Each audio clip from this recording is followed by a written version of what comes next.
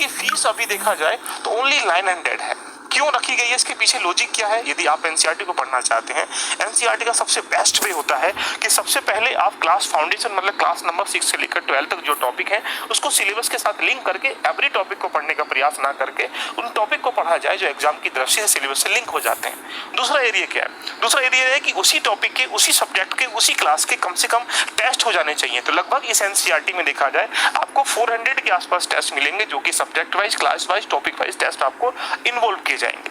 तीसरा स्टेप होता है इंटरलिंक करना। इंटरलिंक का मतलब अगर आप सब्जेक्ट, आजकल यूपीएससी हो, स्टेट पीसीएस हो, ट्रेडिशनल प्रश्न पूछ रहा है, इट मींस मतलब ज्योग्राफी के साथ इकोनॉमी के प्रश्न मिलाकर, इकोनॉमी के साथ पॉलिटी के प्रश्न मिलाकर कहीं ना कहीं आपसे इंटरलिंक करा रहा है। यदि आपके अंदर सब्जेक्ट के साथ सब्जेक्ट से इंटरलिंक करने की कैपेबिलिटी नहीं है, आप सिलेबस के साथ उसको लिंक नहीं कर पा रहे हैं, ये टॉपिक के साथ, मान लो क्लास नंबर 6 में कोई टॉपिक है, वही टॉपिक क्लास नंबर 9 में, वही टॉपिक क्लास नंबर 11 में, तो इन तीन टॉपिक को एक साथ क्यों ना पढ़ लिया जाए, क्यों उस पर टाइम वेस्ट किया जाए? यानी ये कैपेबिलिटी भी इसमें बिल्ड कराई जाएगी। साथ में आता है कि किस प्रकार से पीवाईक्यू और मेंस की प्रैक्टिस सेशन के साथ रिवीजन किया जाए, जो भी लास्ट ईयर के 10 ईयर के पेपर हैं कि किस किस यूनिट से कैसे कैसे प्रश्न आए हैं। मान लो क्लास नंबर 11 की आप ज्योग्राफी की किताब पढ़ पा रहे हैं, उसमें से किस प्रकार से प्रश्न आए हुए हैं, अगर डायरेक्टली हिट हो रहे हैं page to page, cover to cover, मैं आपको बता दूंगा कि कहां से प्रश्न आ रहा है। इसके साथ कुछ कोर एरिया, जैसा कि आप बेसिक पढ़ना स्टार्टिंग कर ले तो पहले सबके नोट्स बनाना आसान होता है, लेकिन जैसे ही आप सेकंड रीडिंग करते हैं, थर्ड रीडिंग करते हैं, तो फिर एनसीईआरटी कंसाइज वे में वो एरिया निकल के आता है कि जो हमें चाहिए होता है।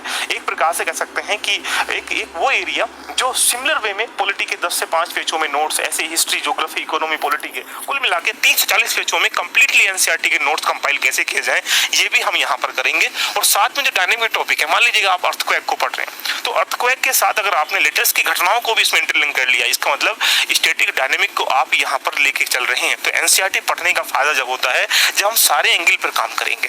एनसीईआरटी पढ़ते रहे वो 1 बार, 2 बार, 3 बार, 4 बार और ये सब चीजें ना करें तो एनसीईआरटी पढ़ने का कोई बेनिफिट नहीं होता। यदि आप चाहते हैं एनसीईआरटी, आप 12th पास किए गए हैं, यूजी पास किया आपने,